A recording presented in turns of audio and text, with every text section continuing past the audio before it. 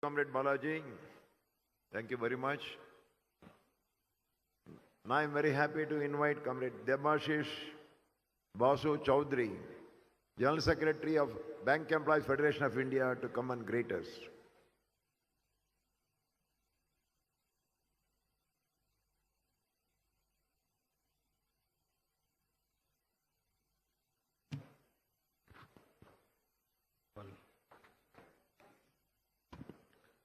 Comrade Rajan Nagar, President of AIBEA, as well as President of this open session. Professor Babu Matthew, Comrade Amarjit Kaur, Comrade CHV, Comrade B.S. Ram Babu, Comrade Lalita Joshi, Comrade Jayanath, Comrade Sanjay Khan, Comrade Rajesh Kumar, my colleagues in United Forum of Bank Unions, Comrade Rupam Roy, Comrade Balaji, Comrade O.P. Sharma, Comrade Mohan Das, leaders, dignitaries, guests, delegates, observers and friends attending this 30th conference in the 80th year of All India Bank Employees Association. On behalf of Bank Employees Federation of India, I extend warmest revolutionary greetings to the 30th conference of the All India Bank Employees Association as it steps into its historic 80th year. Congratulations to you all. Great salute. This is not merely a conference.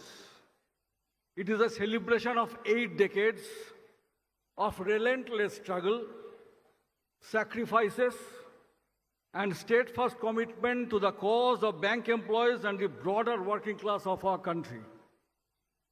I pay respectful homage to the stalwarts who are no more with us, who formed AIBEA, and at the same time, I express deep regards and appreciation to Comrade Sundaresan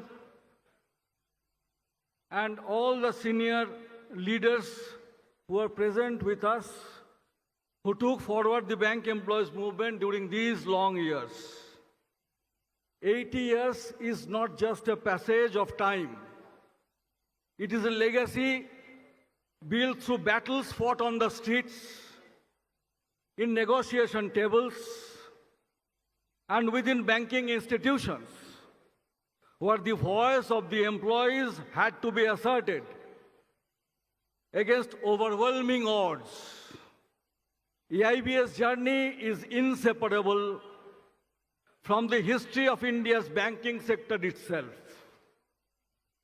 From the days of colonial exploitation, as AIBEA was formed in 1946, before the independence of the country, to the era of bank nationalization, and from the struggles for bipartite settlements to the current resistance against neoliberal onslaughts. AIBEA has stood as a pillar of strength and clarity. We in Bank Employees Federation of India express satisfaction in working shoulder to shoulder with AIBEA in many of these defining moments, like merger of the public sector banks against labor codes and several other class-oriented issues, including countrywide general strikes at the call of the joint platform of the central trade unions and independent federation, against the anti-labor, anti-worker, anti-nation policies of the ruling dispensation from time to time. We are proud constituents of the World Federation of Trade Unions. Our shared commitment to class unity, democratic functioning, and ideological clarity has helped shape the trade union movement in the banking industry. Differences in approach on some issues have never weakened the larger unity of purpose to defend the rights of the employees and to protect banking as a public good. Comrades, we meet at a time when the challenges before us are profound and complex. The policies pursued in recent years have consistently aimed at diluting the public character of the banking. The push for privatization of public sector banks attempt to increase foreign direct investment, the steady encouragement to corporate control over financial institutions, and the growing influence of global finance capital all point towards a direction that is fundamentally at odds with the needs of a developing, unequal society like ours. It is being propagated that privatization will bring efficiency.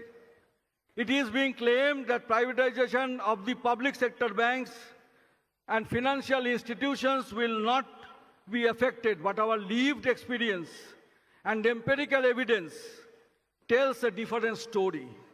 Public sector banks have been the backbone of financial inclusion, whether it is opening zero balance accounts like PMJDY, extending credit to agriculture and MSMEs, or implementing government schemes like Atal Pension Yojana, Surakha Bima Yojana, Jivan Jati Bima Yojana in the remotest corners of the country. To weaken them is to weaken the very foundation of inclusive growth. At the same time, we are witnessing attempts to undermine collective bargaining. Long-standing mechanisms of negotiations are being bypassed. Unilateral decisions, whether in the form of performance-linked incentive or service conditions, are being imposed in violation of settled agreements. The reluctance to implement even agreed demands like 5-day banking exposes a deeper disregard for the spirit of dialogue and mutual respect. The implementation of the labor codes further adds to our concern. These codes, brought in without consultation with trade unions, threaten to curtail the rights of workers and collective bargaining, weaken unionization and conciliatory mechanism, also tilt the balance decisively in favor of employers. In such a scenario, the role of organizations like AIBEA and BEFI becomes even more important. Although it is a fact that by passing an act, all the practice and procedures cannot be changed overnight. Till a single blood is there in the worker's body, the labor codes will be fought tooth and nail. And AIBEA and BFI believes that it can be fought only on the streets, and that we are doing together. History teaches us that rights are never given, they are won through struggles. The achievements we take for granted today, job security, defined working hours, pension, social security, are the result of sustained collective action spanning decades. And it is that tradition of struggles that must guide us in the present for a better and secured future. But struggle alone is not enough. It must be guided by clarity of vision and ideology. We must recognize that the issues confronting bank employees are not isolated.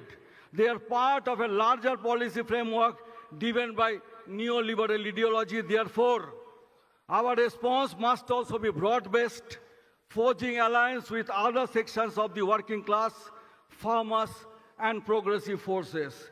Unity is our greatest strength. The unity of bank employees and officers, the unity across unions and federations, and the unity of the broader working class movement. This is what has enabled us to resist adverse policies in the past, and this is what will determine our success in the future also. On the occasion of AIBEA's 80th year, it is also important to reflect on the values that have sustained the great organization: democracy, transparency, accountability, and ideological commitment.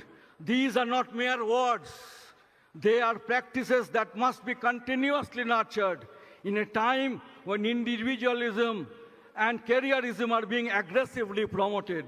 The spirit of collectivism and solidarity must be consciously reinforced. We must also pay our homage to the generations of leaders and activists who built AIBEA brick by brick. Many of them faced victimization, imprisonment, and personal hardship, yet they remained unwavering in their commitment to the cause. Their legacy is not just in the institutions they built, but in the consciousness they created.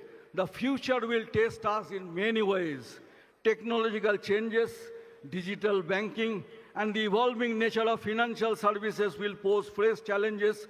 While we must adapt to these changes, we must also ensure that they do not become tools for exploitation through job losses, increased workload, or erosion of service conditions. The environment within the banking sector have completely changed during the last 2 to 3 decades. The workforce is predominantly young, joined during the last 15 years, and will remain in banks for more than 3 decades. Carrying forward the legacy of the trade union movement in banks rests upon them only. Hence, it is high time that we rise to the occasion. Secondly, the banks are functioning with more temporary workers than permanent employees. Temporary workers means daily wagers, contractual workers, business correspondents, now these apprentices, and after implementation of fixed-term employment, if they succeed to do so, they will be more than the permanent employees.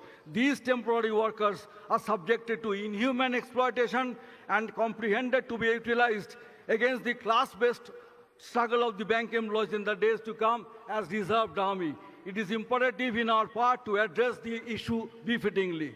The question before us is not whether change will come, it certainly will. The question is, who will shape that change and in whose interest? Our role as trade unions is to ensure that the interest of workers and the common people remain central. As we extend our greetings to this 30th conference, we are confident that AIBEA will continue to play its historic role with renewed vigor. The deliberations of this conference, the resolutions adopted, and the programs of action decided will have a significant bearing not only on bank employees, but in the direction of the banking sector itself. Bank Employees Federation of India reiterates its commitment to strengthening unity, intensifying struggles, and defending the public sector character of banking. Together, we must carry forward the legacy of the past and rise to the challenges of the present. We appreciate the theme of the conference, Unite for a Better Tomorrow.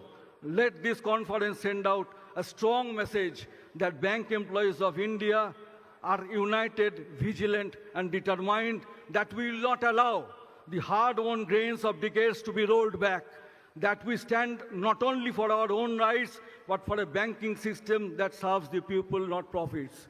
For BEFI, the Conference of All India Bank Employees Association is not another conference. It is a conference which is guided by ideology of the working class. Once again, we convey our heartfelt greetings and best wishes for the grand success of this historic conference. Thank you all for inviting and giving us an opportunity for a historic conference that will guide the bank employees movement in the future. Thank you, comrades. Great salute once again.